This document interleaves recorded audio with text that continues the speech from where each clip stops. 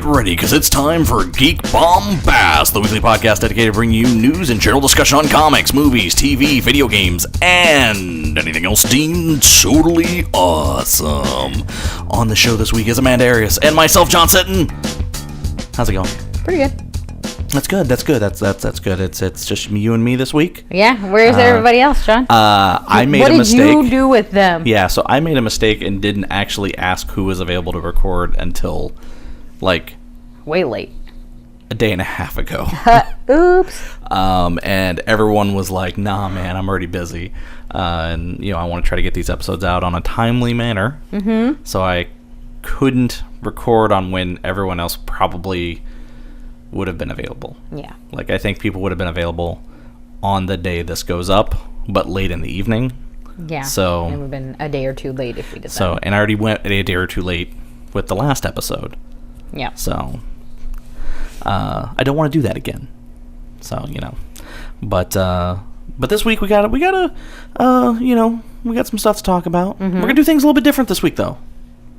Gonna shake it up for the two of us. Yeah, just you and me. We're gonna shake it up. We're gonna talk about something a little bit different. I do want to talk about something that we watched recently. That I know we typically don't do reviews, but it's not a review. It's a recommendation. It's a recommendation. Yeah. It's a recommendation. And then we're gonna go into some news. We're gonna talk about the thing we're gonna recommend first. Mm-hmm. Then we'll go into some news, and then we'll go into some trailer talk, because holy shit, there's been a lot of trailers. Yeah. To talk about. One after another. Just boom, boom, boom. Like literally, Thursday and Friday was like trailer geddon. Like all of Thursday was just a shit ton of video game trailers because of the Game Awards, and then Friday was like movie and TV show trailer apocalypse. Yeah. It was crazy. Yeah, it was a lot. And I figured we might want to talk about them, because at least one of them is pretty big in the nerd world, I guess you could say, in the geek stratosphere. In the geek community. Yeah, the geek verse, whatever you want to call it. But before we get into any of that, I'm also going to forego any of the normal audio cues? Intro cues that we normally do, like for new stuff. We're just gonna go right into everything. We're gonna jump into it. That way, that's less I have to edit, and quicker that we can get through with recording this. Mm-hmm. But before going into that, I do want to state, for those of you who have subscribed to us on YouTube, thank you. For those of you who have subscribed to us on Twitter and Facebook and our following us on Instagram, yeah, you guys are all awesome. For people who want to follow all of those things, who may not be subscribed, you can go to bit.ly/geekbombast, all lowercase, and that'll take you directly to our YouTube page. And then you can subscribe to that and get updates whenever these episodes are up. They're also on iTunes and Stitcher and Spotify. Anywhere you can find podcasts, it's probably there. Just do a search for it. Yeah, definitely. And I also do want to put out a request, a favor that you could do us. In addition to subscribing to us on the YouTubes, we also would really appreciate it if you could go onto iTunes. If iTunes is your place where you get podcasts, if you go on there and leave a little review, because right now we've got none, because all the old ones from the old podcast are gone. That's attached to a different feed. Yeah, and long since dead. Yeah, but go. If you could, we would really appreciate it. Leave a review. Helps us out. Helps people find us. Yeah, all that. And if you want to, like I said, follow us on Instagram at Geek Bombast. We're on Twitter at Geek Bombast, and we're also on Facebook, facebook.com/Geek Bombast. If you want to email us anything, geekbombast@gmail.com.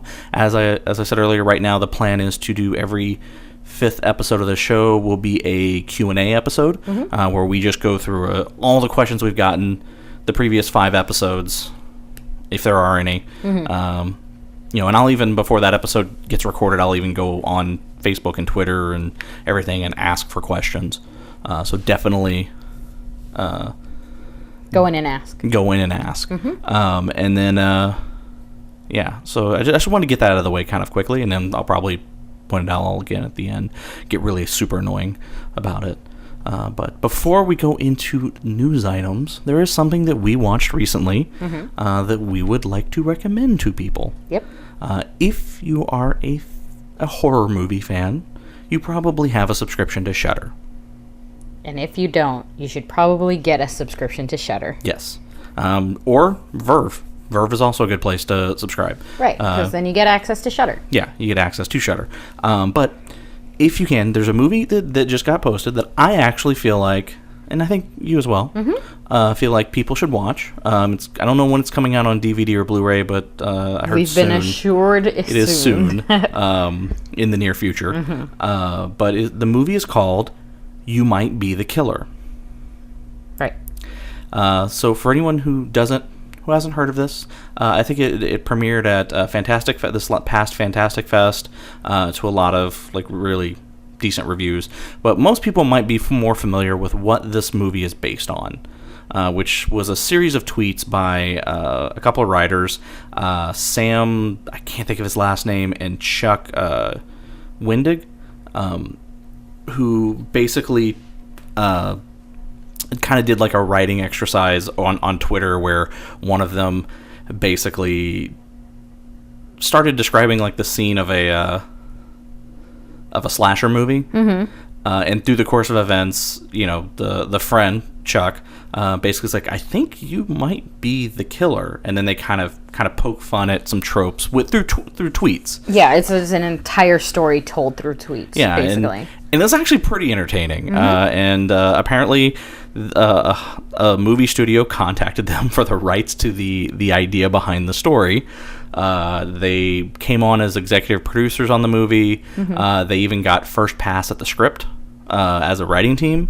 And then it got turned into a movie that went to Fantastic Fest, got bought by the Sci-Fi Channel. I think it did air on the Sci-Fi Channel once. This past October, in October, I think it aired. Right. And then Shudder has the exclusive digital rights to it, streaming rights right now. It just went up, just like within the last week. Right. It's got Allison Hannigan as Chuck, the friend, and then Fran Kranz. And then Fran Kranz, who some people might know from Cabin in the Woods. Right. He's one of those Whedon actors. He was in Dollhouse, and he was in something else Whedon, I'm sure. Yeah. But yeah. But yeah, it's and he plays Sam. Yeah, and it's a fun little movie. It kind of pokes fun at a lot of horror tropes, slasher tropes. Yeah, the whole thing is really just it's almost Evil Dead-esque humor as far as like its gore and its use of violence mixed in with a meta without looking into the camera and winking. Yeah. It's not like... It's so weird because it's such a great sense of self-aware without taking away from the fact that it's still a horror film. Yeah. It almost comes... it's kind of funny because it's very... Like you said, it's very aware of itself, but it almost feels like this is a world where serial killers do exist, and also so do the movies about slashers. Yeah. But slashers also happen to exist in this world. Right. Kind of thing, like, because everyone's very like matter-of-factly about it, or like, oh yeah, very casual about like, the idea oh, of it it must yeah. be Tuesday, kind of, kind of thing. So it's kind of funny in that regard because it still plays it straight. But yeah, it has a very great sense of humor about itself, and it tells its story a little out of order in a way it really benefits the Twitter conversation. That it's originally based on, it encapsulates it perfectly by not going 100% linear with their story in the movie. And I was really worried that once you find out whether or not you are the killer, I thought when you do that in the movie, you're going to really lose a lot. Yeah. And I don't feel like you lose anything. And if anything, it just brings you to the next level of the movie. Yeah, it's very smart. Yeah. I think I tweeted about this, and I think you are 100% correct when you told me this, which is a great horror comedy triple feature would be this movie, followed by Final Girls, followed by Behind the Mask, The Rise of Leslie Vernon. Right. Which are two, Final Girls and Behind the Mask are two other really good kind of horror comedies that kind of explore satire, kind of, it's aware of what it is while simultaneously still playing the story straightforward. Tucker and Dale versus Evil is also a really good example of that, and so is Cabin in the Woods, where I feel like you really get a full sense of appreciation of horror while simultaneously being a horror film, versus like a scary movie, which like the actual movie titled Scary Movie, which I think is good. I didn't actually hate the first couple of them, but it really comes off like those movies you're watching like a live action cartoon, almost like, you know, and again, or, you know, a Mel Brooks style film, like where like Dracula Dead and Loving It, where the stuff that's going on is a little cartoony, but, you know. Oh, I would argue exact opposite of that.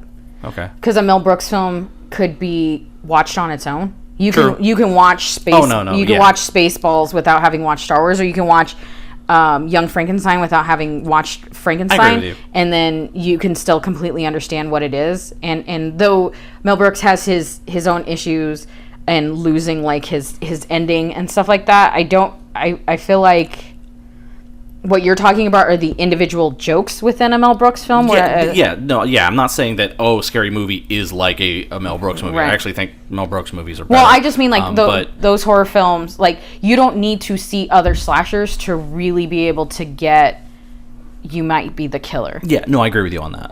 It helps. Chuck, right? Yeah, Chuck throws out a lot of references at some point where they're just like, well, ask Jason Voorhees' mom and Nightmare on Elm Street, and let me talk about Nancy, and you know, she brings up a lot of references that are from a lot of different slasher movies, but you don't necessarily need to have seen all those. I'm not a huge slasher fan, and so I don't watch a lot of those, but I can still understand and appreciate where it came from, just from watching the movie. Yeah, I just more meant like in the slapsticky type humor. Yeah, the where. Well, I would think of Scary Movie more as like this is getting off a little bit, and I apologize for that, but I would think of Scary Movie more as like what a Family Guy episode is, where you get a little bit of that like a side joke. And unless you get the reference, it kind of doesn't have any power over it being good. And I feel like maybe you're right when it comes to the first maybe 2 Scary Movie, because they were more plot driven than the later ones, where it really does kind of just seem like where they are. Also, those were the only 2 that had the Wayans brother involvement. After 2, that's when someone else took over, and they became the reference movies instead of... Yeah, and I didn't mean to turn this into a anti-Scary Movie. Yeah, no, I get what you're saying. But I just feel like you can tell the difference between, like, recommending Scary Movie to somebody and recommending, like, Cabin in the Woods to somebody, and them understanding the difference between the two. And I honestly think You Might Be the Killer, You May Be the Killer. You Might Be the Killer. You Might Be the Killer. Is definitely a part of that group of just like being able to appreciate a good plot and a good story, and you don't necessarily have to. You're not going to get those like the cartoony moments. Any like humorous moments fit inside the world that has been created in that film, and much like Evil Dead does, where Evil Dead has comedy in it. Yeah. And even if it's slapstick, even if it's cartoony, it fits in the world that they've created. And this does the exact same thing. It was like watching an older Raimi horror film to me. And I don't want to say, I forgot his name. I know it's his last name, Simmons. Ben? Nope. Brett Simmons. Brett. The director is somebody that I will now follow because of this movie, and I'm sure he's done other things that I've been a fan of before, probably, but or not. He did Husk, he did Animal, which are things that have been on my list forever that I haven't seen, but he's somebody that I will look out for now because of this movie. Yeah. Okay. But yeah, figured just point that out because it's something that it's really good. Yeah. Movie-wise. Right. But moving on to comics, or not comics, but on to news items. A big thing here is, first up, in non-trailer related news. Image Comics, a comic from Image Comics called Infidel. This has actually been getting a lot of buzz online. I have not actually read this comic. Right. It's on my list to read. Like, I really want to check it out, but I just haven't gotten around to it. Yeah. It's one of their newer titles that's kind of come out, but TriStar is already moving full steam ahead with big screen adaptation plans for a film based on Infidel. Wow. The book is written by Pornsak Pichetashote? I don't know. I'm butchering that name. With illustrations by Aaron Campbell and Jose Villarrubia. Infidel tells the story of Aisha, a Muslim American woman, as she and her neighbors come to realize that their apartment building is being menaced by a malevolent, racist presence targeting them for their ethnicities. Variety reports that Paradise Now and Mountain Between Us, Hani Abu Assad, has been tapped to direct the film, with Juliet Snowden and Styles White attached to adapt the script. So this is it's interesting because, like, for good reason, there seems to be a rise in horror stories that are actually tackling the complexities of race and bigotry in America. Right. I mean, you look at Get Out, right. That recently came out. Also, they're doing a Candyman remake, which Candyman hardcore totally was a commentary on that. Apparently, HBO is doing an adaptation of Lovecraft Country, and also there's a movie called Body Cam, which is Mary J. Blige led movie. Okay. But I think this is great. I actually am looking forward to seeing more. I really need to go check out that comic because I've heard a lot of good things about it. Oh yeah, it's definitely on my list, especially as a horror fan. I'm just very interested. Yeah. Moving over to Star Wars news, because it seems like, there's a lot of Star Wars stuff coming out. Apparently, this is something that may not interest you at all, because it's more the novel written side of things. Timothy Zahn, people might know the name, Star Wars fans. He was responsible for creating the character Admiral Thrawn. He wrote the original Admiral Thrawn trilogy of books. They got turned into comic books. Admiral Thrawn was originally kind of got erased from existence when Disney purchased. Right, because all I can't think of what it's called. Extended universe. Yeah, the extended universe was negated. Like, yes, it just didn't have it. But Admiral Thrawn has been. Timothy Zahn actually wrote a new Admiral Thrawn book that does take place in continuity of the new ongoing continuity. So much so that Admiral Thrawn has appeared in the animated series Rebels. So he is now officially part of the current continuity that's going forward. He is apparently, Timothy Zahn is coming back to write one more book. Star Wars Show recently announced that Zahn's new book, titled Star Wars Thrawn Treason, will be released in the summer of 2019. It takes place once Thrawn realizes that his TIE Defender plan, as seen in the TV show Rebels, has been passed over for Director Krennic's Death Star plan, as seen in Rogue One, and he begins to question his place in the Empire, going from that. Right. So I'm pretty, that's a pretty big thing. I feel like that, that getting the guy who created this character to write in continuity stories, bringing this character that was much beloved by the fandom, back into the forefront. But moving right along to the next thing, American Gods second season finally has a release date. Yeah, it do. Which is going to be March 10th. March 10th. After months of rumors and reports on behind-the-scenes shakeups and the departure of one of its most riveting performers, which was Gillian Anderson or Kristen Chenoweth. Or did both of them leave? I thought both of them. Well, yeah, it might be both of them, but I know Gillian Anderson's the only one that people have been talking about. Yeah, the nerds only care about Agent Scully leaving. Yeah. Well, I feel like her part in that was really, like, she kind of shone. Like, just, like, she was amazing. Yeah, kind she of thing. Was fantastic. But apparently the season premiere, the second season premiere, is coming up fast. Vulture reports that American Gods next season will begin airing just in time for the Ides of March. I'll bet just a little bit ahead of schedule. On March 10th, according to an article I'm reading here. And so it's the premise for the quick write-up premise for the show is a council at the House of Rock explodes into chaos, sending deities both old and new on quests across America that will converge on Cario, Illinois, forcing Shadow to carve out a place as a believer in the strange new world of living gods, a dark world where change demands commitment and faith requires terrible sacrifice. So that's so. It seems like this was a big plot point for the book, if I'm not mistaken. This point.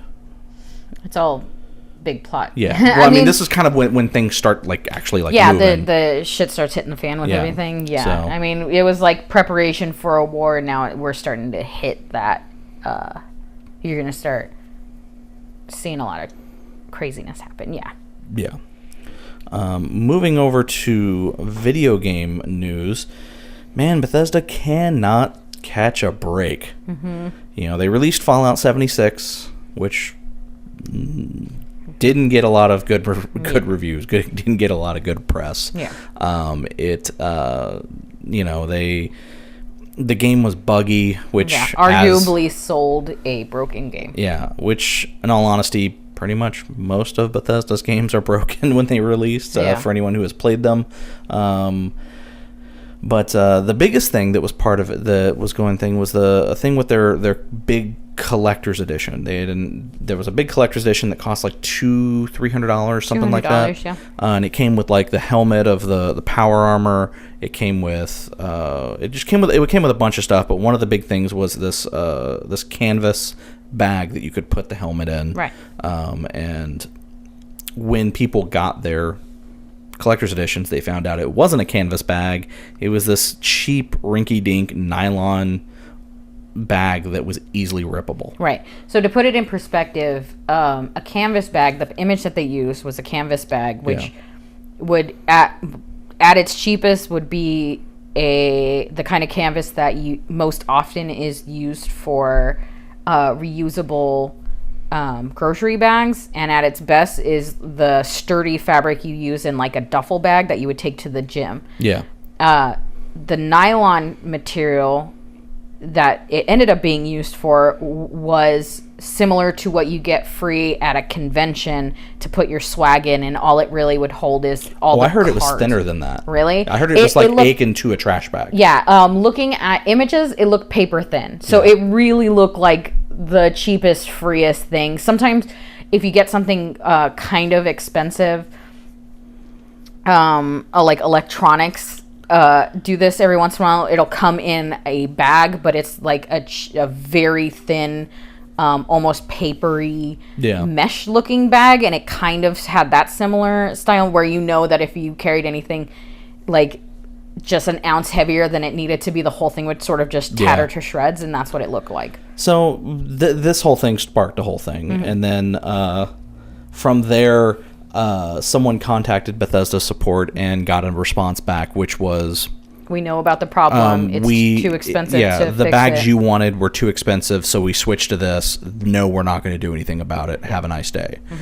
Which apparently that person has been fired for being really bad at customer support. And then Bethesda released a statement basically saying there was a shortage of supplies, therefore they switched the material.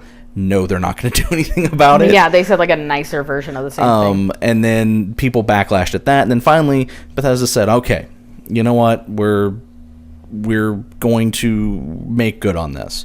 Anyone who bought this $200 collector's edition, go to our website, go to our support section, fill out a trouble ticket, and then with this trouble ticket, we'll replace your nylon bag with an actual canvas bag that we're going to have made on us," kind of thing. And that seems all well and good. Right. Unfortunately, Right after this, people started logging into their accounts to check the status of their support ticket, only to find that they had the ability to view and access parts of Bethesda's support system that would give them access to both open and closed tickets of other customers, including being able to view all the information on that information, which included name, address, credit card, phone number, credit card information, and so on and so forth. Yep. And now apparently this was soon closed after a few days. But a few days to have people's information up is. But yeah, they just can't. It's like literally every time they do something to kind of fix this issue or to bring goodwill, they just something happens that just. I feel like they're coasting. Yeah. It feels like they're not trying. Yeah. Because these are all things that they should know better. Yeah. Like nothing that has happened so far has been something that happens when somebody's putting their full effort. Do you know what I mean? Yeah. This all really comes off as somebody like, I don't know, just make a thing so we can make some like a ticket for them so that we can get all their info or whatever. I don't even care. Yeah, like everything seems really half-assed in a way that's not. I mean, it also doesn't help that what was it? Another thing that started happening shortly after this was that they released for the longest time, like there was a long period of time between when the game came out and when the first patch came out, and anytime someone would talk about it, they'd be like, "Oh, well, there will be a patch soon." Weeks would go by, right? And the fans were like, "Well, what the hell? This game is broken. You need to fix it." And then they did release a patch, but there were no patch notes saying what was changed. Yeah. So people were like, okay, well, what did this patch do? And then they just didn't say anything. And then the community, people who worked on the game went on like the Reddit community for Fallout 76, and was like, hey, we hear you. We're sorry. When the next patch comes, which it's going to be soon, we will put out a full change log and let you know what was changed in the game and what was fixed and what was, and everything. They did, saying, and they even included in that change log, like, the community had suggested this, we made that change for them because this is something that they wanted. Right. We did this, we changed this, we fixed this bug, we fixed this bug.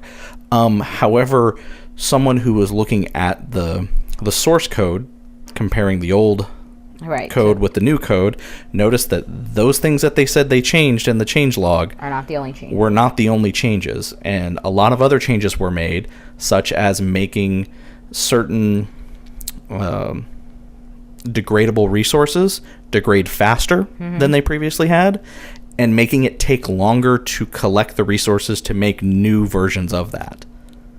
Yeah. So they only listed out the things that benefited or that people wanted, like we're fixing this, good job, and then anything that was like a negative they just left out. I'm guessing in the hopes to just avoid any bad press about it.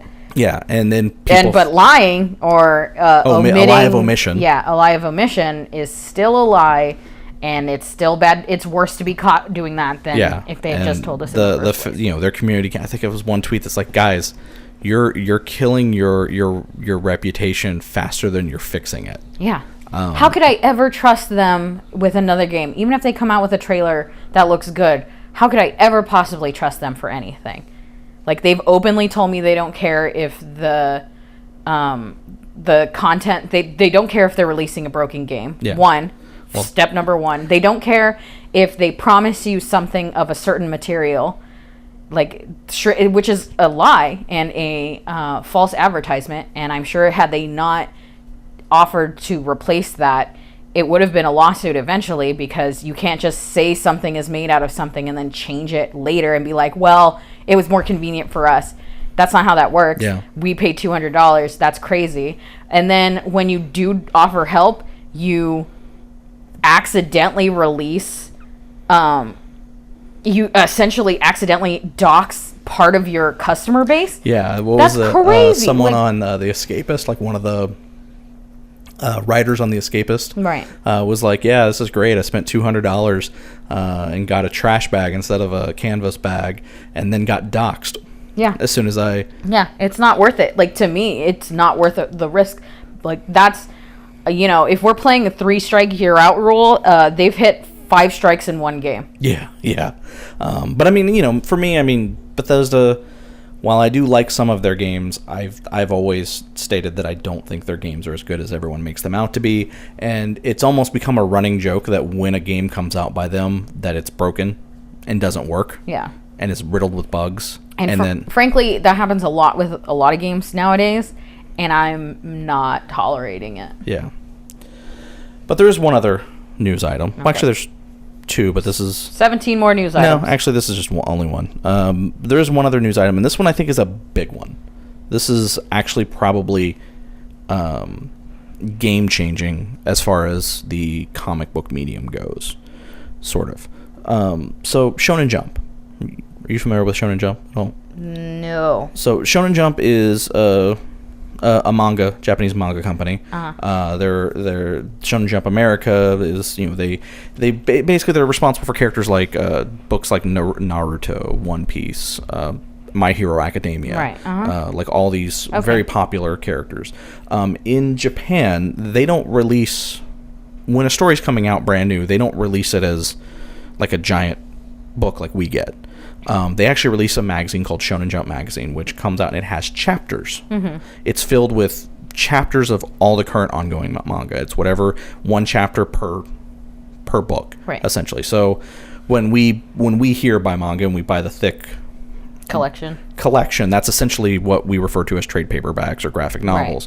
Right. But they buy one book and they get like 50 mangas, and it's a really thick book. Mm-hmm. Probably not 50, but something like that. But they actually just announced something for the U.S. that I think is really big. They're going to be discontinuing the physical releases of the Shonen Jump magazine. Right. But they're actually really announced what's being referred to as Shonen Jump, the new Shonen Jump, which is going to be an online service where for free you can check out the 3 newest chapters of all the stories that are going on in Shonen Jump right now, such as One Piece, My Hero Academia, Boruto, Dragon Ball Super, and a bunch of others. Right.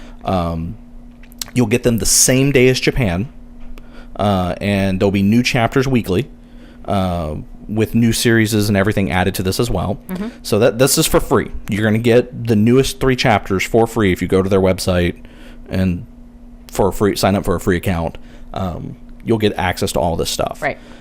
However, if you want more, you can sign up for a paid membership, which will only be $1.99 a month. Which is nothing. And you'll basically get a digital vault of 10,000 plus chapters of various books, total of various books, basically their entire back catalog of all of these books. And you can catch up to its current hits at any point, revisit books. So you can actually, that price point alone is crazy. Yeah. Because, some of these books are up to volumes or chapters 106. And would this get you ahead of where the American releases for some of these books are? Yes. Because you're getting them the day they come out in Japan. Okay. So yeah, you're getting the now there are some people who I get all my I get all mine day the week of anyways. I'm all caught up. I don't have to sign up for some stupid service because they're getting it illegally somewhere. Yeah. But this is a way which we here at Geek Bombast do not support. Yeah. The idea of. But I think this is amazing, especially since manga is kind of getting a bit of a resurgence here in the States. Yeah. Especially with shows like My Hero Academia and Dragon Ball Super and things like that getting a new popularity.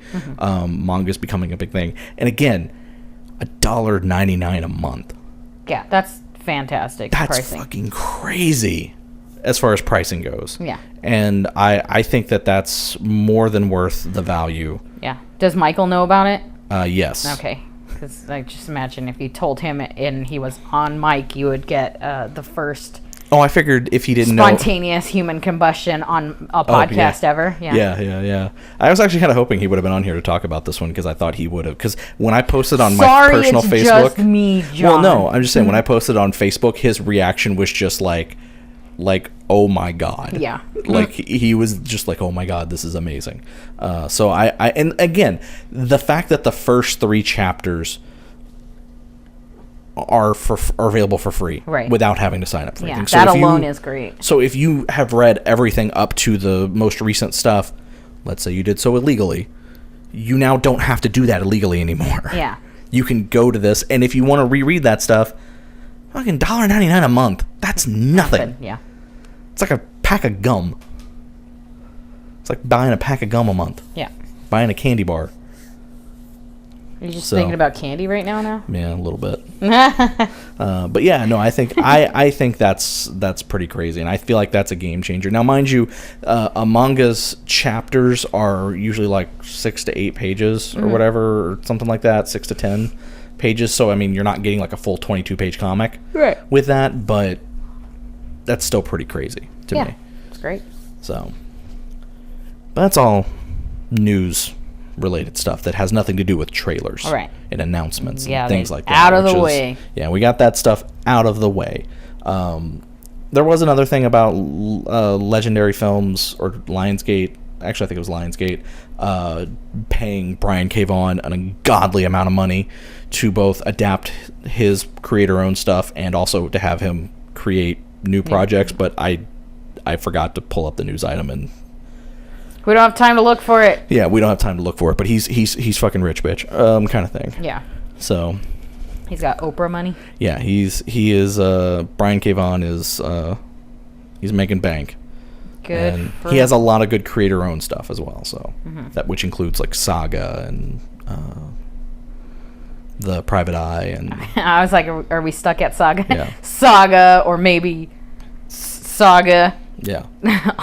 but they've contracted him to not only make his projects, stuff that he's already written, but also to create a completely original movies and stuff.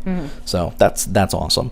But let's move on to trailers. On Thursday was the Game Awards, which, as with the Game Awards, the awards kind of don't matter at this point. Yeah.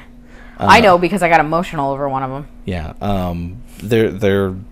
They're whatever. But what people really tune in for is the announcements and trailers, because they do a ton of them. Heck, before the show even started, they did like 4 different. They announced 4 different new games before the actual ceremony started on their Twitch stream. So that was. You know what's something that bothered me? The lead singer of, who was it? Panic at the Disco? Yeah. Was that right? Yeah. He said, "Sorry guys, I was supposed to write intro to this new whatever he was up there doing, but I was up all night playing season 7 of Fortnite, and then Fortnite did a trailer showing now we are starting season 7 of Fortnite, and I was like, you fucking liar." No, actually he didn't. The trailer actually. The season 7 actually started the night before. Like it went live the previous night. Because I was like, it just seemed like it was very much like an announcement trailer for season 7, and I'm like, you liar! You came out here with your lies. Yeah, no, it was he wasn't lying, or he might have been lying. I mean, it was written for him. Yeah, because everyone that you knew didn't really play a lot of video games would come out and be like, ah, yes, video games. Am I right, friends? And it's just like, I don't know. It's very clear who's there because they're gamers and who's not. But yes, and then Joel McHale came out and was like, I'm surprised you let me back. Right, but the best, I think, and I just feel like it needs to be said, Sonic Fox. Oh, yeah, no, he stole the show as far as the people there. Was the most genuine. I was so happy that he is the person that he is, because that was literally... Everyone there is either business or paid to be there, and he was very clearly like the most genuine person. Yeah. Oh no, Sonic. It was just great. It was just nice to see, because video games have gotten this weird thing of like, we hire actors to act nerdy, and some of them are. I'm not saying like Terry Crews isn't a nerd or whatever. Like clearly he is, but some, you throw out Joel McHale and it's whatever. It just doesn't come out genuine. And then you get a lot of tech industry people. And so you don't get a full... Like, they're there to sell something. Yeah. So they're either people there to sell something or people being paid to sell something. Or Pepe the King Prawn. Right. Who's just there to remind people that Muppets are around still. Yeah. And so to have somebody like Sonic Fox who's there and very much who he is, it was just a breath of fresh air for Yeah. me. I mean, like, the two, like, awards that were not, like, very clearly not being, like, paid advertisements were the one that Ninja won, which... Content creator, Yeah, which content was creator, only which is... Twitch people. Yeah. There was no, like... And YouTubers even when he kind of came out, it kind of was like, all right, well... He's like, I'm doing this for you guys, and thank you. They also, content creators, and, you know, we are also content creators, Yes. and I completely understand that this is going to sound shitty, but content creators are also there to sell something. Yeah.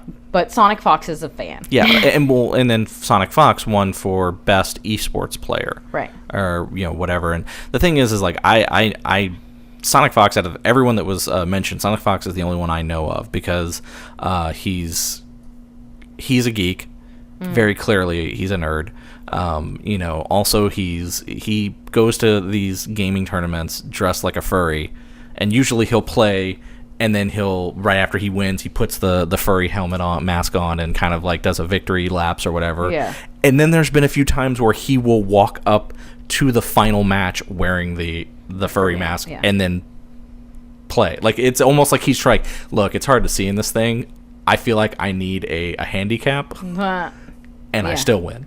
But it's like there's a little bit of arrogance, but when you actually see him talk and everything, yeah, there is that slight hint of arrogance, but there's also a very genuine and endearing person. Yeah. And I fully believed he deserved it. Oh, yeah. And I think he probably, that speech he gave, and you could tell he was nervous, and you could tell he was excited. I think it was the most endearing thing to come out of the Game Awards. Yeah. And, so I was totally happy with that. Yeah. But, like I said, people don't care about that stuff. People do not care about the Game Awards and the people who win them. And what people are really watching it for are trailers and announcements. The trailers and announcements. The first thing that I literally was like, wait, what? Marvel Ultimate Alliance 3, The Black Order, got announced. This is a new Marvel Ultimate Alliance game, and it's been like, what, 15, 11, 10, 15 years? Are you counting down? What's happening? I don't know. It's my 10, 9. Years since Marvel Ultimate Alliance 2. I mean, it's not even the same publisher at this point. It's not the same publisher, and it's not the same developers making the game. It's just someone using the name. And that someone happens to be Team Ninja. Yeah. Who is best known for making the 9 years. 9 years, okay. Since Marvel Ultimate Alliance 2. Yeah. But Team Ninja is mostly known for the Dead or Alive franchise, fighting game franchise, and the Ninja Gaiden games. So they are making a new Marvel Ultimate Alliance game, which is going to be published and exclusive to the Nintendo Switch. Say what? Which is crazy, because Marvel Ultimate Alliance 2 never came out on a Nintendo console. Yeah. Because the developers didn't want to program for it, if I'm not mistaken. Someone could please tell me I'm wrong if I'm wrong. But the trailer looked fun. I mean, it looks super colorful. Obviously, everyone's costumes are based off of the movie versions. But it looks super colorful, super cartoony. And if it's at least as good as the first Marvel Ultimate Alliance, I think it'll be fun. Yeah. Though I don't think it's the same type of game. So the first one was very much a kind of over-the-top, squad-based, almost Diablo-esque style game. That's right. Whereas this one seemed to be more of a kind of a third-person brawler.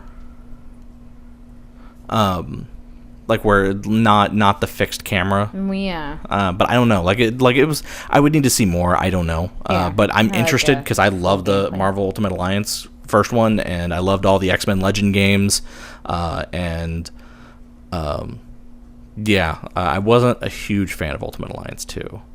And Ultimate Alliance is the one where you get like a little group of people that you can bring, so you can kind of put together your dream teams and stuff. Yeah. And then some characters can actually like do like they have like moves that they can do together that you can only do with those two characters. Right. Because you can set teams together that are specific teams too. That they don't necessarily tell you, but as comic fans, of course, you know to put them together. So.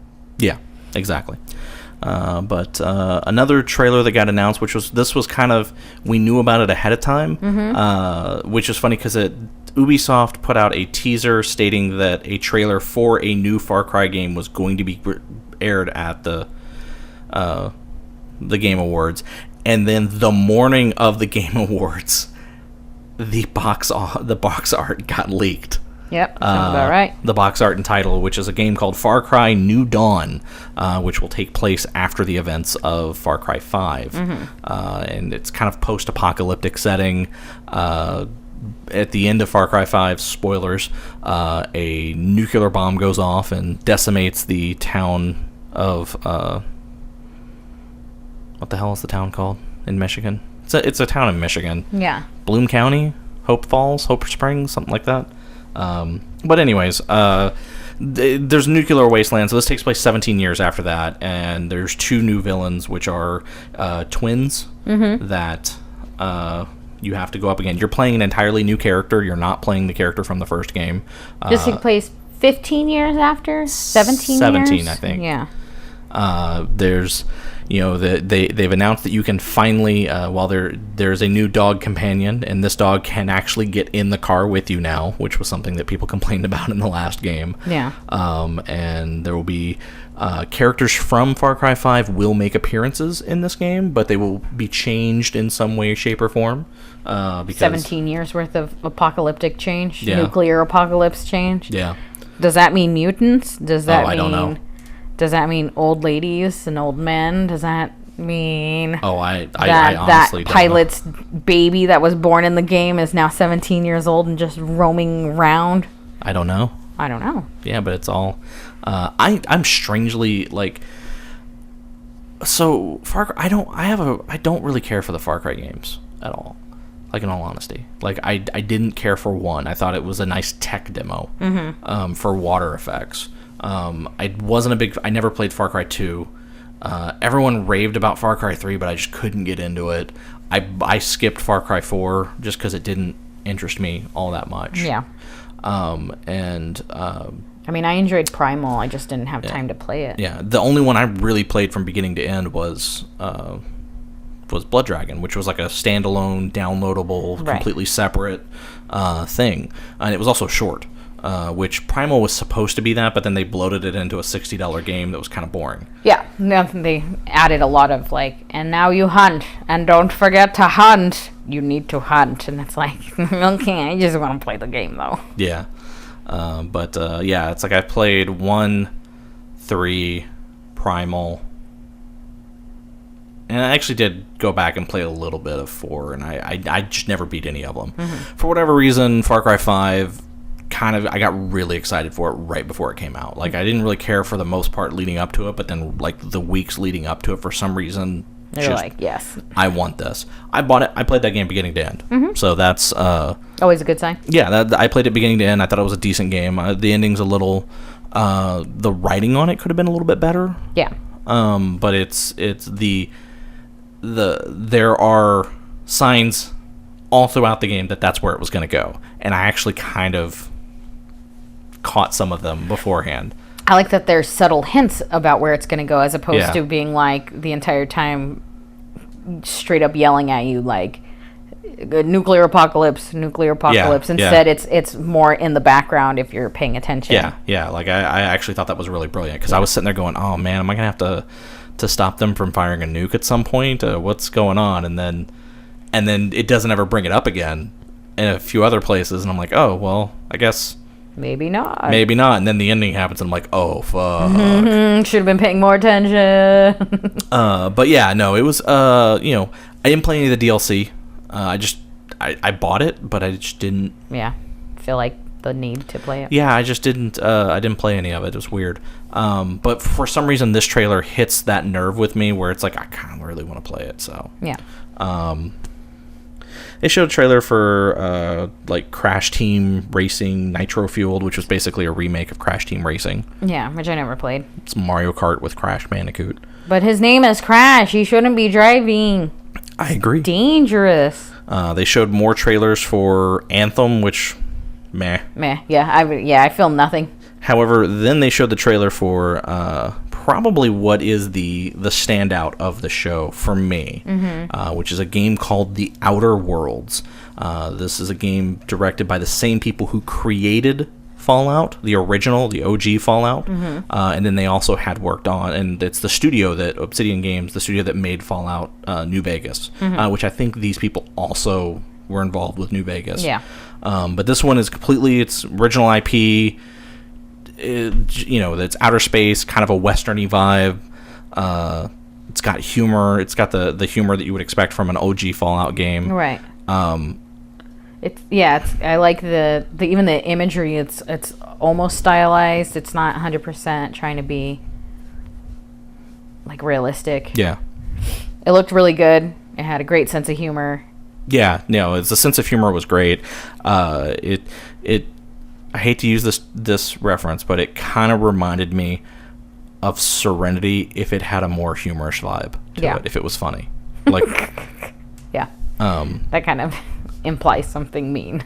I know. That's why I was kind of, because I do like Serenity and Firefly, but it kind of has that vibe to it, but more whimsical, very colorful, which I also really liked about it. Yeah. So this was a brand new franchise just announced. I am totally on board. Yeah. When this comes out to buy it, I think it's coming to Xbox and PlayStation 4.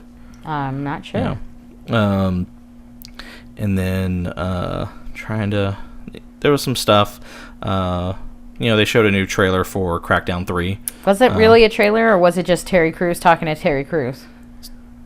Terry Crews talking to Terry Crews. Yeah, but I'll watch Terry Crews talking to Terry Crews. Right, but it's not a trailer. Like, I get it, yeah. But you're not getting a whole lot besides, like, Terry Crews interacting with Terry Crews, and then you get, like, 5 seconds of gameplay, and everyone goes, man, that was a great commercial. And it's like, but was it? Because you didn't really get anything. I'm still not 100% sure that this game is going to be as good as Microsoft is hoping it's going to be. Because, it's been delayed so many times. Oh, I don't think it is. And I think they're leaning hard into Terry Crews in the hopes that he will get enough people to buy it that they don't lose money off of it. Yeah, no, I agree. BioWare, in addition to showing more trailers of Anthem, which no one cared about, they did show a brief... People care about it. People care about it. I don't care about it. They did show a brief teaser that showed no gameplay or anything for... Dragon Age, a new Dragon Age game, which is, I think it's like the Dark Wolf or something like that. I can't remember the subtitle for it, but people are hyped. Yeah, people are hyped. I'm not, because I'm not a huge Dragon Age fan. Oh man, you just hate everything. I do hate everything, but you know what I don't hate? What don't you hate? There was a Mortal Kombat 11 announcement. I was so hyped. I practically got up out of my chair over it. Yeah, it was a standard fight scene between Raiden and Scorpion, I believe. Yeah. Yeah, well, it was kind of funny because Ed Boon came out to announce the winner of the racing game winner, and it was funny because it was like, oh, and here's the nominees, and then as the thing came up, Scorpion's little chain get over here thing crashed through the thing, and they were like Mortal Kombat 11, and it was Raiden and Scorpion fighting, and it said it was in-game footage. Yeah, like I feel like some of it was stylized, but yeah, the only concern I had about it was that nothing was X-rayed. Yeah, so they've been doing this thing with the most recent 2 games. Yeah. Where they did the X-ray vision, so like you would break bones and it would show you, like, zoom in on them, and it would show their skull cracking and whatever. And it's not like they took away the violence of it at all in this trailer, but you didn't get the X-ray stuff. So I'm wondering if that's not there anymore. It might not be. But it was still a great fight, and it's coming out in April, April 23rd, I believe they said. the release date, I think, is the thing that shocked me the most, because it was like, I knew there was going to be a Mortal Kombat game announced soon. There was apparently a Spanish, one of the Spanish voice actors for like the localization overseas or in Mexico or Spain or whatever, was upset that when he had found out that they were doing recording sessions, and when he had contacted the studio, they said, "Oh yeah, no, we didn't contact you because all your characters are dead. They died in the last game, so we don't need you." Yeah. And then he got pissed off apparently and tweeted about it, and then when people were like, "Wait, are you saying there's a Mortal Kombat 11?" He went, yeah. Oh, no, boy, well, that's why your characters are dead, bro. I don't know if that's what they're going to I heard working on. I heard rumors, but yeah, kind of a thing, but that's how you don't get invited to Mortal Kombat 12, bro. Yeah, but yeah, it looked great. Like, it looks really good, really violent and bloody. Yeah. That's what else do you want from a Mortal Kombat game? Though I was interested because the trailer implies there were two different Scorpions. Yeah. Well, one looked more old school than the other, and I'm kind of wondering. I was wondering if one of them was, if they were like doing something where they brought back his clan or something. Oh yeah, like the Lin Kuei. Yeah, but I don't know. Yeah, Lin Kuei.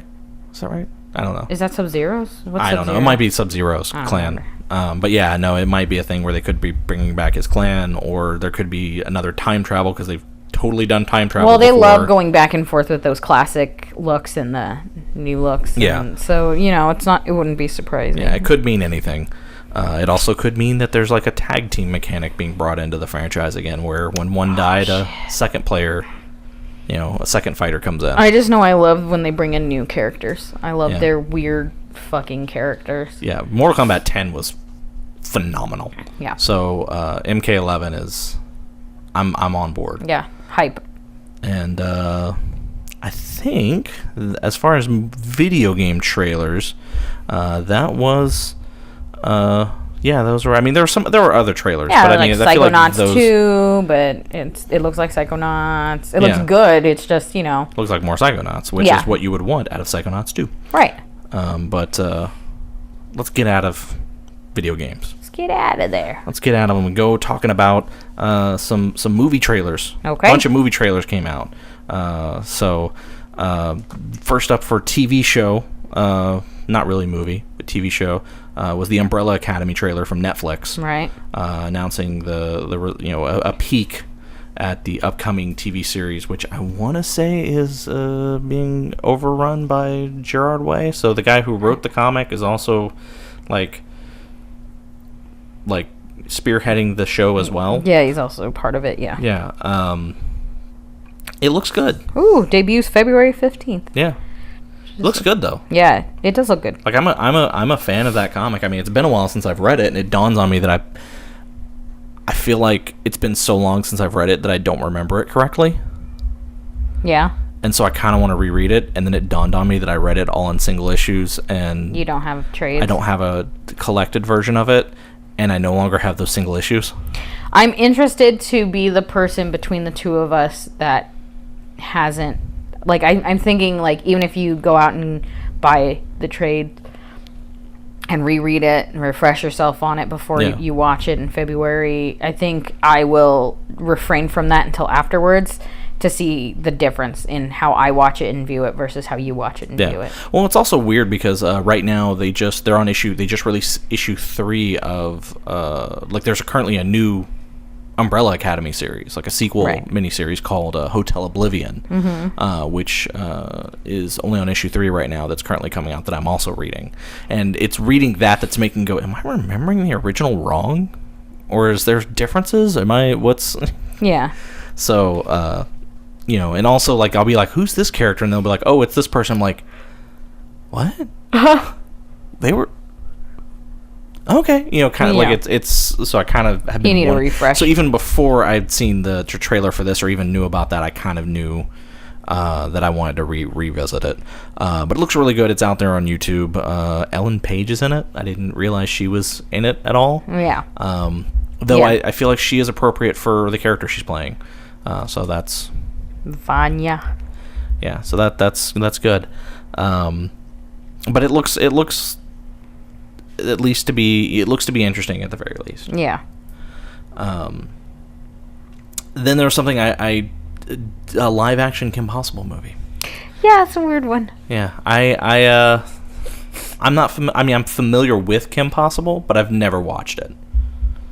So I watched the cartoon sometimes. It was more of a casual watch for me. Yeah. And for some reason, it was always the Ron Stoppable episodes and not the Kim Possible episodes. Because so she has a best friend and sidekick who's Ron Stoppable. They have a person that helps them that's like their tech guy, and you get to see him for a minute. So there's like he's like a kid that's always like on his phone with her, and he'll like hack things and help her out with like tech stuff. And he's in that trailer, but Ron Stoppable is not in the trailer. Ron Stoppable is in the trailer, never talks, and I don't know why, but it's very upsetting. It's just because he's very much a part of the show. He's like a huge part of the show, so it's just weird to not include him. Well, it also feel like it was focusing more on Kim and the villains, right? But he is a huge part of the show, and it's to include the villains like that, but then not be like, with a little help from my friends, and have a shot where he's not literally blurry in the background because it's like a quick like, huh, and he's there. You know what I mean? It's weird. It's almost Though I will say the actors that they've gotten look surprisingly close to the animated. Like I know Kim Possible enough that I know what those characters look like. Yeah. And when I look and like literally when I'm looking at the scene of all the characters like posed, and you see Ron Stoppable for that split second. Yeah. I know which one is him because he looks like Ron Stoppable. Right. The actress that they got to play Kim Possible looks like Kim Possible. Yeah. The villains look like those characters, which I was very impressed with. And then you had Patton Oswalt. And yeah, Patton Oswalt's there for a second. Apparently, Allison Hannigan's in it. Oh, okay. As I believe Kim Possible's mom. Oh, okay. All right. Which I was 100% sure they were going to have the original voice actress. Well, I'm pretty sure the original... she's in it. Okay. But I thought she was going to play the mom. I thought that's how they were going to be like, wink. Yeah. But they don't even say who she is in it. They just say that. Yeah, because I know they got the voices of... Christy Carlson Romano, who you might also know from Even Stevens. Oh. But yeah, I know her and then the guy who did the voice of Ron Stoppable are both like in the movie. Yeah. So... whose name I never remember, but he was also Batman Beyond. Yeah. Yeah. So, but yeah, just that one kind of threw me for a loop. I was like, wow, a live action Kim Possible. That's, well, I guess, it worked for Ben 10. Oddly enough. Yeah. And then there was a trailer from some new movie being produced by James Gunn that's getting very mixed opinions. Like, a lot of people are like, hey, it's the first thing James Gunn has done since the Disney departure. Split, yeah. And now mind you, James Gunn is not directing this movie. He didn't write this movie. He is just producing it. It was written by his brothers and directed by someone else. I don't know who it is. Mm-hmm. This movie is called Brightburn. And it's kind of splitting. It's hard to articulate how I feel about it. Yeah, so it's basically, what if Superman as a child was a horror movie? Yeah. And they very blatantly are aping Superman with this. Because it's literally a family, a husband and wife who can't have kids for some reason, really praying and wishing for a child. An alien spacecraft crash lands on their farm in the Midwest. Right. And then inside of it is a child, a baby, an infant that they then raise as their own. And then when that child hits puberty, he starts developing superpowers. In a town called Smallville. Yeah. Yeah. But it's like, and those superpowers involve heat vision, flight, super strength. Yeah, super speed. Yeah, super speed. It's like oh no, this is totally a bloodlust. Yeah, and a strange bloodlust for some reason. Yeah. But yeah, this is it's very much treated like a horror. The trailer is very much presented like a horror movie. Yeah. It's kind of weird to me because the trailer presents it as, oh, he's an innocent child that just feels different than everybody and is kind of he keeps to himself and doesn't really talk to other people, and then one day finds out he's an alien, and then suddenly goes on a murder rampage. No, that's not how I read it. Oh.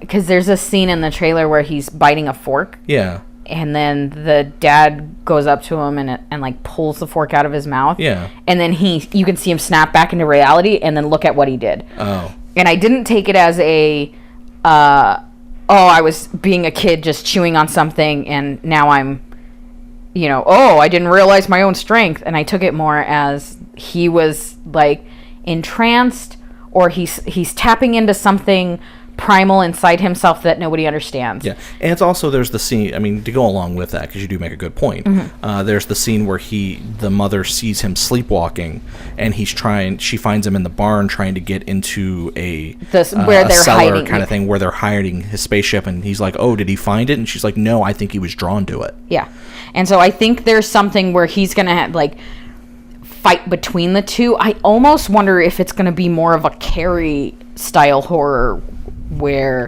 he's less conscious of that than, say, Carrie was, who kind of made the decisions to burn down the entire kind of reminds me also of if it's I kind of wonder if it's going to be a Dragon Ball situation where, because in Dragon Ball, if Michael were here, he would totally be like, oh my god, yes. In Dragon Ball, in Dragon Ball Z, it's revealed that Goku was sent to Earth from an alien planet to conquer it. They basically, these aliens, they take babies, they have a baby, they send them to the planet, and then when a baby sees the moon, they turn to these giant were-monkeys and then just lay waste to everything. And this is both a rite of passage for these children and also a way for them to conquer planets. Right. But what happened is that when Goku landed on Earth, he fell out of his capsule and hit his head on a rock and got amnesia.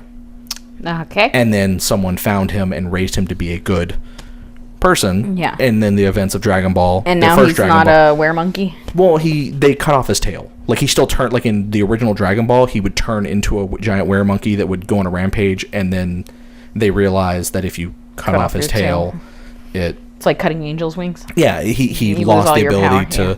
So it's kind of one of those things that I'm wondering if this is going to be something like that, where he was sent to this planet to... just conquer it. To conquer it, and then the love of a mother and the child that she raised will win out in the end or whatever. Right. Well, how much winning can you do when the trailer shows him murder somebody? Yeah. So, I mean, it's fine. Our child's not a murderer it's anymore. Also really weird because the logo for the movie, and I guess for his superhero persona that he creates as a kid, the Brightburn logo, is the logo from the manga/anime Berserk.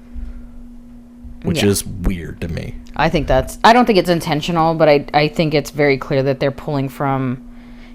I feel like the trailer's purposefully making it look like Superman. I think they're very intentionally know what they're doing. I think it's to make you think Superman, and then I think when you get into it, and if you're somebody that's a nerd, you're going to read beyond that. You're doing now. I think no one would be surprised if the Gunn brothers are pulling from a manga and not, or an anime and not actually Superman. Do you know what I mean? Yeah. But they're like American Superman. Yeah. Well, it's or American, from a bunch of different places. Right. Yeah. And I just feel like they're pushing the most American thing, and it's a good selling point, and it's a really good draw. It's a great way to get buzz, because then people are going to be like, if it's something that people can understand easily without being a direct reference. So it's not a Superman movie, but it's clearly a Superman style story. It'll be easy to sell off of name recognition without having to be a licensed Superman movie. Does that make sense? Yeah, no, I get you on that. And the way they're doing it isn't even a ripoff, and I bet I hope if you watch it, it's not actually going to be as blatant as that is. Yeah. Yeah, no, I agree with you completely on that. Also, the director, David Yarovesky, hasn't really directed much, but I did want to point out that he did the video short, the Guardians of the Galaxy Inferno, which was the music video. The disco music video that they did in the on the DVD. Okay. Or like at the end. Almost, some of it was at the end of the it was mostly a music video for the it was just a music video they released online and put on the DVD. Mm-hmm. But yeah, he has 10 credits to his name, and most of them are shorts. Yeah, so it's like most people's reaction to this was, oh my god, the new thing from James Gunn, this is going to be amazing. I can't wait to see this. Oh wow, this is like Superman as a horror story, like what it would really be like in real life if there was actually a child, from that was being raised like this. This is what Superman would really be like. And then you have the people that are comic book fans that are like, I don't need another dark and gritty Superman. Please, for the love of God, someone give us a damn good Superman movie. I don't think it's a dark and gritty Superman. I honestly, the more you say it, the more I think about it, the more I'm like, I think they're making an anime. And as Americans, engulfed in American, films and comic books and stuff, we're reading it that way. And I don't think that's right. I think we're interpreting it wrong. Well, I think it was intended to be interpreted the way we're interpreting it. Oh, no, like I said, I think it's intentional, and I think when you watch the movie, it'll be a little more... I hope so. I just can't help but... I just feel like if they go too hard into it, DC could easily be like, all right, I mean, there's a point where this is a blatant ripoff. Yeah. You know what I mean? Which is weird, because James Gunn is working with Warner Brothers now. Well, maybe that's why. But this movie's through Sony. Oh, yeah. Yeah, which is the weird thing. Like, if this were a movie being released by Warner Brother Pictures, I would be like...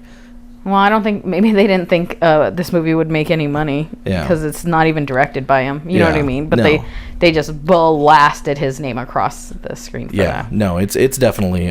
They did blast it. But yeah, you have a lot of, like, hardcore Superman fans just being like, we already got one dark and gritty and dark edgelord version of Superman. I don't need...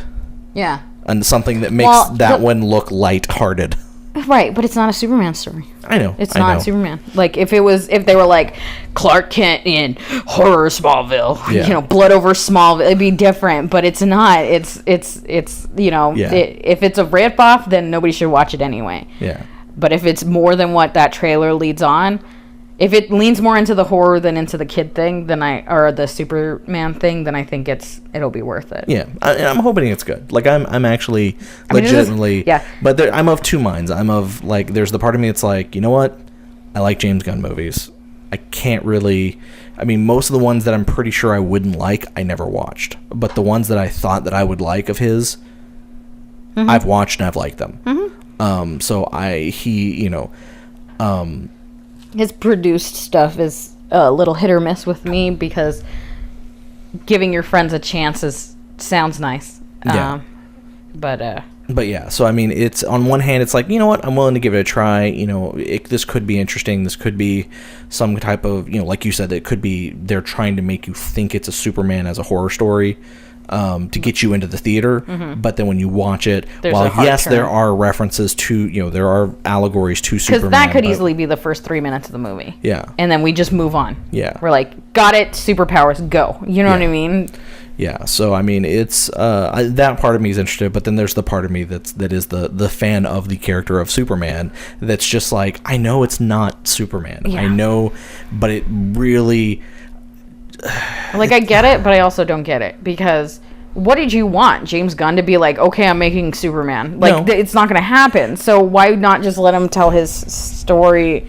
It'd be like getting mad at a comic book writer for writing his version of Superman in his world, his way, and then being like, but that's what I want my Superman to be. And it's like, right, this isn't your Superman. This is a different thing that took from the idea of Superman. Yeah, no, does that make sense? Yeah, no, I get what you're saying. It's just a hard thing of like, but what do you want? And this isn't a DC movie. This isn't a movie owned by who owns DC? Warner Brothers. Warner Brothers. Yeah. It's not a Warner Brothers movie. It's not attached to Superman in any way, shape, or form. It takes ideas from Superman. But it'd be like watching Chronicle and being like, but I want Superman to be different than that. And it's like, it's not Superman. Well, I would argue Chronicle is Akira, but right, but still, like, you understand what I'm going for, though. It's just like I get wanting a good Superman movie, and I understand you want a good Superman movie, but no part of the situation of this James Gunn movie we're talking about has anything to do with getting a good Superman movie. I agree with you. It's just getting an unfair amount of backlash from comic book fans when you weren't going to get a Superman movie out of these ingredients. This is a puzzle with pieces you're trying something to else, fit like pieces into the wrong. I think it's I get it because I also feel it. It's that fact of that this is one of those things where the people who like Superman or like comics, they want a good Superman movie, a good modern Superman movie. The Donner movies are great, but they're very dated. Right. Superman Returns heavily leaned into the Donner stuff, and is a good movie. I would argue is a good movie, even though a lot of people don't like it. I don't hate it. Yeah. It's so rooted in the Donner stuff that it feels dated. Yeah. And a lot of people had hoped that Man of Steel would have been a good modern retelling of Superman, and what we got was dark edgelord Superman trying to be Batman, and then we got a Batman that was even more dark than the actual Batman is. Yeah. To make up for the fact that Superman's not supposed to be dark. Yeah. There was a lot. Yeah. So what people are wanting is they're wanting a good Superman movie, a good modern Superman movie, and then they see this of something that is clearly trying to invoke that feeling and then turn it into horror. Right. And it's like, well, I know that this has no bearing on Superman, but I don't want a dark Superman, and you're selling me a dark Superman. Right. Like, I know it's not Superman, but you're selling me this movie as it's Superman, but as a horror story. Right. And the nerds, the geeks, the comic book fans, they're all basically saying, yeah, but I didn't want that. I didn't want it with Man of Steel. I don't want... I think nerds need to really come to the fact and really no one cares what they want. That they're not the audience that they're going for. Superman is easy, right? Yeah. Superman is arguably one of the easiest cash grabs you can do. You would think. Well, no. I think telling a good story about a lawful good character is it's not hard. Easy for mediocre writers, and they always hire mediocre writers. Yeah, I agree with you on that. But so it's an easy to understand story, right? Yeah. I mean, Hercules in the Disney animated film was arguably Superman. Yeah. Because it's such an easy story. And so, because you just, a magical baby given to a family that has humble morals. They're like sweet and innocent, and this is how he was raised, and he is stronger and destined for greatness. And that's an easy story to tell. 100%. I mean, that's Luke Skywalker. Yeah. And so it's just easy to sell to the mainstream because everybody knows it without having to read a bunch of comic books, without having to be grouped to it. They're not selling it to you. Yeah, I know. Because you don't want it. Yeah. But the idea of going, it's Superman, but it's a horror film where it's Superman and Damian. Yeah. And you can sell that to people, and that sounds awesome. I understand that, but you're like, but I want a good, clean, awesome, wholesome Superman. And it's like, right, and maybe someday you'll get that. Yeah. But this is not I think that's pitch. half of it. Yeah. I think that's half of it. I think the other half of it is the expected outcome if this movie is good. Which, in all honesty, this is something where I kind of drift away from that the people who are kind of not wanting to see it because if it turns out to be good, but it's like totally like, oh, this kid just turns evil and whatever, and it's a good horror movie, but it's totally it's straightforward or whatever, straightforward Superman turns evil, turns into a horror story, whatever. There's the effect from people who want to seem smarter than the source material. those people who are too good for Superman are like, oh, he's too good of a character, he's unrelatable, there's no way he's realistic, you know, blah blah blah. Oh, and then those people going, see, this is how Superman should be, because this is realistic, and this is the Superman I would read, because this is exactly how it would happen in real life if Superman were like this. You will always get a fatigue when it comes to dark. You never get a fatigue when it comes to light. It just never happens. Yeah. Like, people get tired of Batman being that bad, and you end up with Brave and the Bold. Yeah. Superman gets dark, you end up with All-Star Superman. Do you know what I mean? Like, Superman is a fairly consistent, lighthearted character, and whenever they pull away, it never feels natural for the character. I agree. So I'm not concerned. Yeah, I mean, you know, and that's, and again, that's where I drift away. But I understand that point of view because I had that with, for example, the movie Kill Bill, Volume 2, where Bill gives his opinion of Superman as a character. We're like, oh no, Superman is actually who he is, but you got to think about it. Clark Kent is this mask that he puts on, and he knows he's Superman, but to blend in with everybody, he makes himself look weak and feebled and wear glasses and pretends to be frail and changes who he is and how he talks, because that's how he views humanity, as lesser than everything. Like that whole speech, because when that speech happened, there were so many fucking people that would be like, that's exactly the way Superman is, and that's why I don't like him as a character, because he looks down on us. It's like, no, that's someone's view as a superhero of Superman if they are a villain. Yeah. That is the Lex Luthor point of view of Superman. That is the... Yeah, that's also assuming you haven't read any stories where it focuses on Clark Kent and not Superman, because he very much is both of those things. Yeah. And if anything, he didn't really come into being Superman until later in his life, where he was Clark Kent first. I understand that you think of him as Superman first because that's his genetic line and his birth and stuff, but... he was Clark Kent first. This is a huge nature versus nurture thing. Yeah, it's also a thing that when someone's adopted, maybe they're not told that they're adopted when they're first born and they're raised, and then at a certain age, the family goes, hey, we're ready to tell you, we feel like you're... That doesn't change who that person is. Like, it may change some aspects of them, of how they look at themselves. Well, they might want to look into where they come from, and that might change things, but not in a way that anyone who is constantly growing and changing would also be growing and changing and discovering themselves. That's not going to basically be like, oh, I found out I'm from, I'm actually this wealthy person, or from this wealthy line of family. Suddenly I'm better than you. I have 100% been waiting for my parents to tell me that I'm actually a princess that was sent to live with them to learn how to be humble and appreciate my life before I go and find out and become filthy rich. Yeah. I'm still waiting for that. It's gonna happen. Oh, yeah, no, of course. Right? I mean, usually in movies, they go, when on her 16th birthday, you ship her back to our, like that perfect young person age.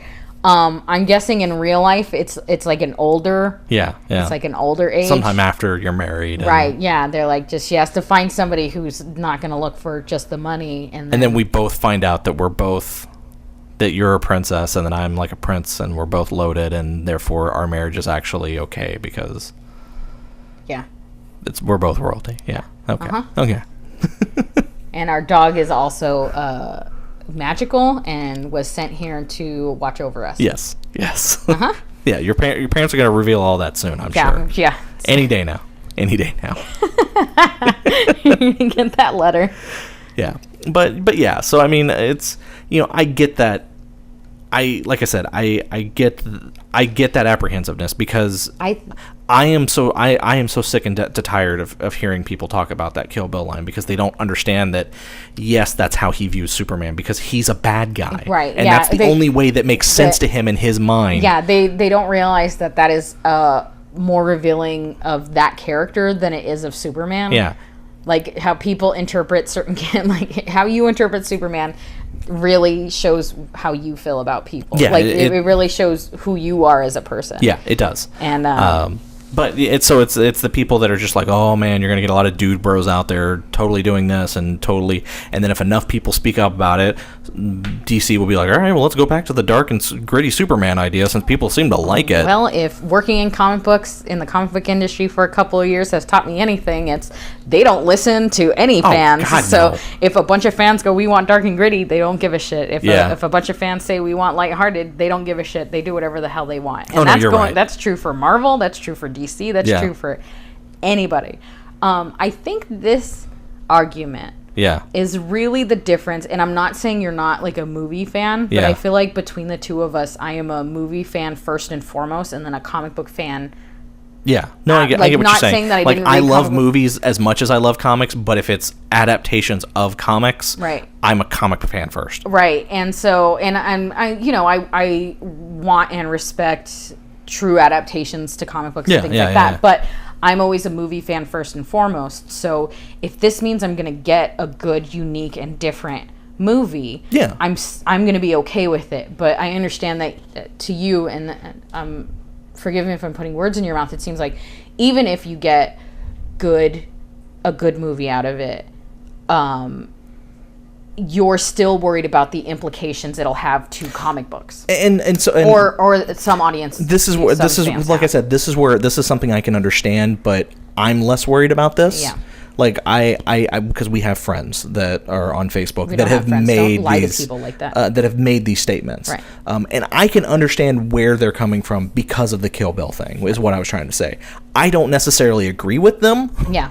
On that, that's where I kind of come back to the side of I'm actually kind of looking forward to this movie because if it's good, then I'm all for a good horror movie, especially a superhero horror movie, because that's something you don't get a lot. Not the way they're doing it, Yeah, not like I think Chronicle kind of arguably gets a little scary.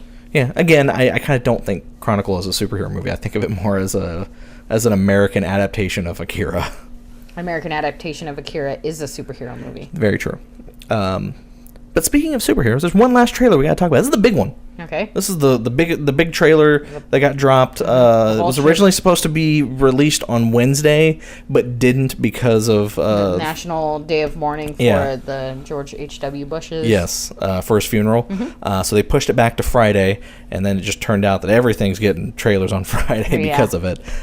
This is Avengers 4. Yep. We finally get the title. Yeah. Yeah. Sorry, I was talking. You may want to say that again. Endgame. Yeah. But yeah, no. What did you think of this trailer? I liked that I didn't know anything more after this trailer than I did before watching the trailer. Okay. You aren't given a plot really, except this happened in the last movie, and we need to fix it. You kind of get a sense of where the characters are starting from at the beginning of the movie. Yeah, this is clearly the regrouping phase and not the planning out what to do next phase. And I like that they didn't jump into telling you what's going on. Yeah. I mean, they started off with the trailer with Tony Stark drifting in space, giving a log to a recording, a log of his travels, basically stating that food has run out. Right. Well, it's a letter to Pepper Potts. Yeah. That food has run out and his oxygen is going to end in a couple days, and this is the last log he's going to have. Yeah. And then he knows he's going to die. This is a man who's like, unless a miracle happens, I'm dead, kind of thing. Yeah. And then it kind of skips away from Tony Stark and goes to what's going on Earth. So this is very clear that we're going to get a lot more of what's going on Earth. You have clearly Captain America and Black Widow are trying to plan something. Yeah. And then they say that someone's like, oh well, it's like, I hope this plan works, and he goes it has to work, because if it doesn't, I don't know what I'll do. Like it sets that desperation that's going on. Yeah. Like that everything is like, this is that Cap was so rocked by what happened at the end of the last movie that this is kind of, he doesn't know what else to do. Like this is it. Like this is his last shred of hope that he has. Right. there's the scene. The biggest thing from the trailer, I think, is the scene with Hawkeye, where he appears in the trailer, which he's fully, like, he's not carrying a bow and arrow. He's in a costume that is familiar to comic book fans, which would be the costume of the character Ronin, which Hawkeye took up that mantle for a while in the comics, and carrying a sword, and it looks like he's being a vigilante in Japan. Yeah. Which he has the look on his face of someone who lost everything that was important to him. So a lot of the fan theories right now is that when the finger snap happened, his family didn't make it. Yeah. And this is him kind of going off the rails a little bit. Yeah. Because everything he cared about is gone. Yeah. So I mean, it's interesting. Like you get that sense of desperation, and there's a lot of you got that first with Tony, like, this is the last log I'm going to leave, and then I'm going to die, and when that happens, I'm going to be thinking of you, Pepper. It's always been you. And then cut to Black Widow and Cap being like, oh man, this is the last chance, the last thing we have. We better hope this plan works. It has to work, otherwise I don't know what I'm going to do if it doesn't. And then you see Hawkeye, very desperate, very, like, on the edge emotionally. Like a quick scene of where it's like, I feel like you got a lot more out of this trailer than I did. Yeah. I also watched it like 3 times. Yeah, because I really just got, and there's a shot of this character, and there's a shot of this character, and you're like, and the emotion behind them, and it's just like, I didn't catch any of that. I'm also probably projecting a little bit because I'm forming a narrative in my head. Right, which is very dangerous. Yeah, no, it is. Don't suggest it. It is dangerous. And then right at the end of the trailer, you get that spark of hope with Ant-Man showing up. Yeah. So people were talking about how, I guess the trailer implies that Captain Marvel is going to be really the winning factor, the deciding factor in the end game, basically. And then but everyone, the fandom really just wants to talk about Ant-Man showing up at the very end of the trailer. Well, there's also been some crazy, again, very dangerous fan speculation, because the whole thing of him, because he says, do you remember when we fought in the, basically he describes the events of Civil War. When he says it, he says a few months ago. This movie actually takes place like more than a few months later. Right. Also, if he was stuck in that tiny well, they were saying that the time is different there. The quantum dimension time is different, so he might not have, it might have been different for him versus... Yeah, and that may also be why he wasn't affected by the finger snap. Right. But it's... Also because he's cool as fuck. Yeah. He's like my favorite in the cinematic universe. Yeah, so I mean, I think that's interesting. Like, that's an aspect that I'm kind of interested in, to see if that's like a story beat or if there's some plot. There's probably not. That probably has nothing to do with anything. But... maybe not. It's hard to gauge with the trailer. Yeah. I will say... The one thing I was disappointed by, and it's not really a disappointment as in I hate it, but just a disappointment as in I'm a little annoyed by it. So they revealed the title of the movie. Avengers Endgame. Right. That spoiled nothing. Yeah, they said that. But, I mean, in fairness, if the trailer spoiled the Marvel's Avengers... This is how we beat Thanos. Like, why would you even put a spoiler in your... Do you know what I mean? Yeah. Like... Yeah. But it's just like the big thing is they're like, oh, we're not telling you what the title of the next movie is because it's a spoiler for the end of Avengers 3. Right. For Infinity War. It spoils the ending of it. Okay, that. And then when it came out, I was like, oh no, it spoils other things as well. That didn't spoil anything. Yeah. That's just a title. Maybe they quickly changed the title, it's also, or maybe they just didn't want people to ask all the time, so they just said as much stuff. There's been it's not like it's bad on the hype train to be like, no, we can't tell you, we dare not speak it, and then people go, but why not? But there's also some people that are like conspiracy theory, and I love these because they're totally stupid and no one should believe these, but they're hilarious that people actually believe. There are people who actually are saying that Endgame is actually not the real title of the movie, and that Oh, I was trying to get our friends to believe that when they released the trailer, they were going to say, and it's out in theaters now. Oh, yeah. Or to be determined. Avengers 4, to be determined. Yeah. Or redacted. Oh, man, that'd be great. Like a big black bar right before you could see the letters. It, like, chases the letters down. Do you know what I mean? Yeah, because, I mean, there were some people that said that had theorized that the title was going to be Avengers Disassembled. Or even just Avengers Assemble. Even though that was the international title for the first movie. Yeah, I was going to say, I don't think they can do that one. Yeah. But there were some people that thought that Disassembled might be the title of it. But, and I don't care what the title is as long as it's a good movie. But yeah, I just think it's hilarious that there are people like, no, Endgame is not the real title. That's it's a placeholder title that as we, once Captain Marvel comes out, then they're going to reveal the real title of the movie. That'd be kind of interesting, but dumb, because then you're going to have like you're going to have an audience that's maybe not as up to snuff being like, what happened to Endgame? Like, I can go watch Marvel Avengers Endgame, please, and like, I am tickets, bro. 100% positive that Endgame is the title. Like, this is not a. I think we're expecting some Joss Whedon weird like his viral marketing shit from Disney's Marvel, which I can't understand why people think they would be that fuck with your audience. Yeah. Because Disney really just wants to sell. I appreciate the idea, and it would be totally cool if they did and it's out now, and that's not the real name because the name's a spoiler and we didn't want to tell you until right before the movie came out or whatever. But it doesn't. Yeah. You know what I mean? Like, it just that doesn't make sense because they're business people. They're not comic people. Yeah. So they don't care. They don't care about what would be cool or whatever. And really, it's not for the mainstream audience to do that sort of thing. Yeah. But did you want to talk about the second Captain Marvel trailer? Because that only came out 6 days ago. Oh, yeah. I guess we should talk about that as well. Yeah. I completely forget. Because I was it overshadowed it that much that I... So, yeah. I mean, I'll say as far as the Avengers... One final thing about Avengers Endgame. This is the last trailer I will watch.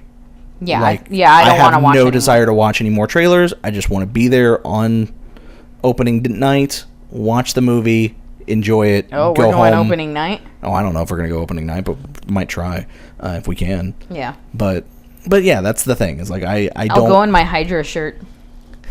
Didn't you go to the last one in your Hydra shirt? I go to all of them. Once I bought that Hydra shirt, I exclusively went Yeah. I think I saw, it wasn't Winter Soldier. What was the third Captain? I went to Civil War. I saw Civil War in the Hydra shirt. Yeah. I'm a bad person.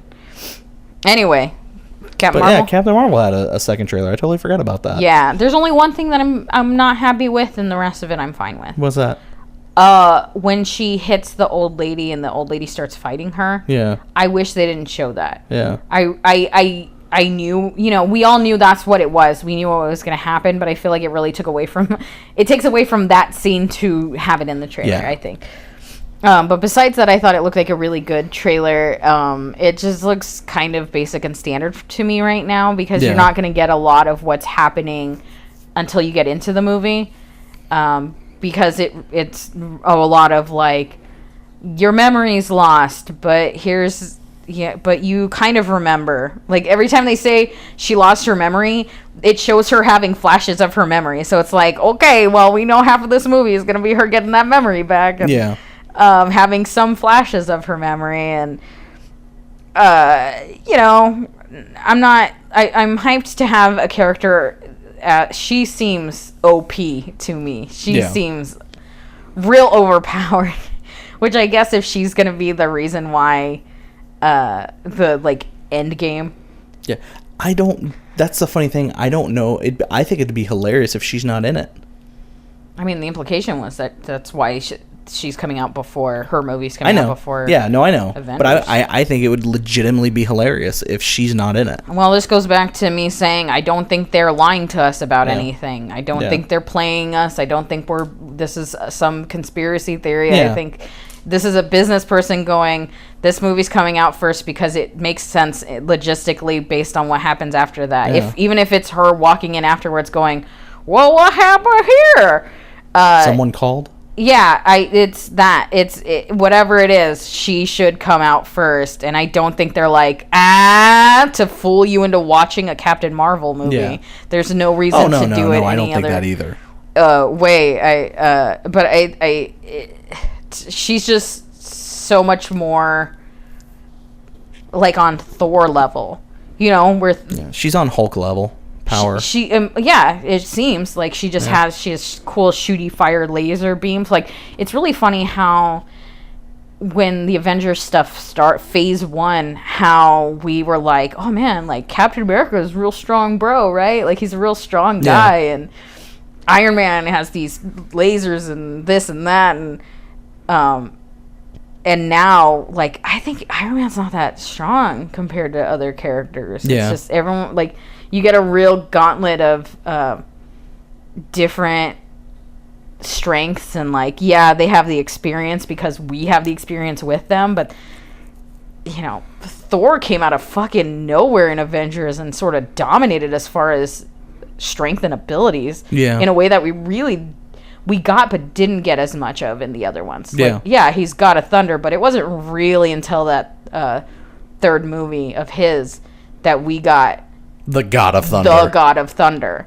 And I think it was a really nice long-term arc for him. Yeah. That he just came in and now he could have taken out Thanos. You know what I mean? Like, that's how strong he was. That's intense to change that up. And I think that Captain Marvel, just in the trailers where she's, with the mohawk wrecking fools, she looks like that. And that's just like multiple characters at that level is changing the game for me. Yeah.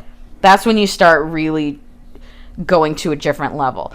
While simultaneously being like also Black Panther, who is both strong, but he's not shooting lasers. Yeah. So it's just, I don't know. Well, Black Panther's technically the new Iron Man of this new phase, I guess you could say. Meanwhile, to me, he comes off more like a Captain America. Yeah.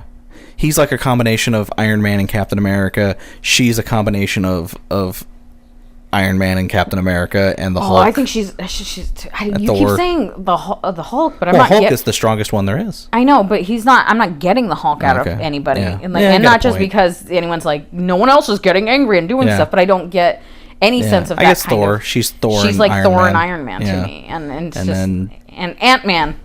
Yeah, and then you have Ant-Man, who is just Ant-Man. Right, but if you can get them to science out him being able to get super large, he could easily be the Hulk. Yeah. Do you know what I mean? Yeah. Like, you can really do whatever you want with those characters. And then you have Doctor Strange, who is the outlier. Yeah. So.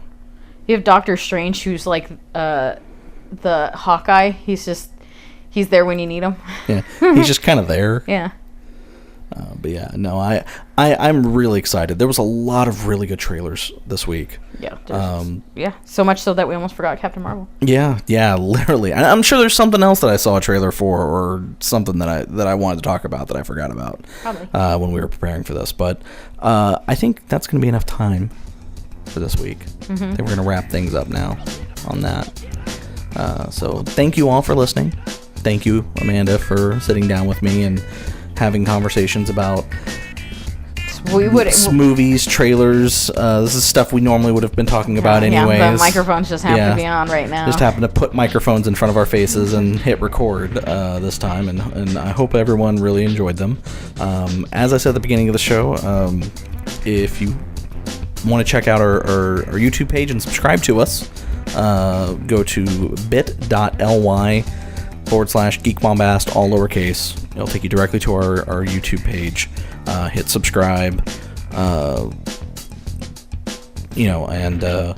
then you can also subscribe to us on iTunes. If you go to iTunes, if you're using iTunes to subscribe to us, please leave a review. We'd really appreciate it.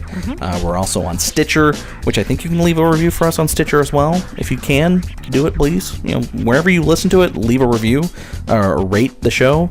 We're on Spotify. I don't think you can rate on Spotify, but that's okay. But that's okay if you can't. But if you are listening to Spotify, that's awesome. That's great. We're hoping to get into a few other places soon, like the iHeartRadio app, that I think we can't do until the new year. Right. When I looked it up last, I think I can't do it until January. But in addition to that, if you wanna reach out to us or just see what we're up to when I make posts about it, we're on Facebook, facebook.com/Geek Bombast. We're at Twitter at Geek Bombast. We're on Instagram at Geek Bombast. So that's cool. If you want to send us an email, you can send it to us at geekbombast@gmail.com. Is there anything else we want to plug, or? I don't think so. Okay, well, for myself, for Amanda Arias, this is the end of the episode, and we're out.